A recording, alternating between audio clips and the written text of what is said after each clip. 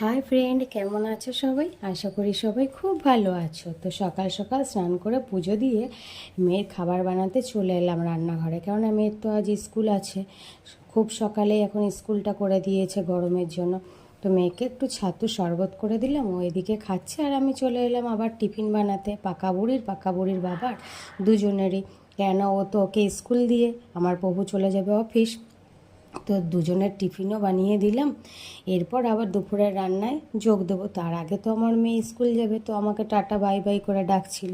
তো ওর সাথে দেখা করেই চলে এলাম দুপুরে রান্না করতে।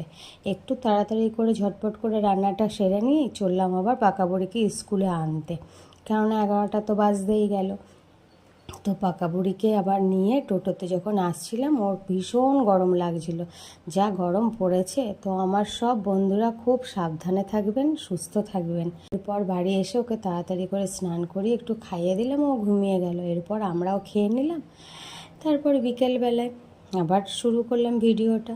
তো পাকা বুড়ি এখন হোমওয়ার্ক নিয়ে বসেছে, তো আমি ওর সাথে এখন একটু ওকে পড়াতে বসিয়ে পড়লাম। তো আজ এখানেই শেষ করছি। সবাই ভালো থেকো, সুস্থ থেকো, সাবধানে থেকো, আর আমার পেজটাকে প্লিজ লাইক কমেন্ট শেয়ার করো।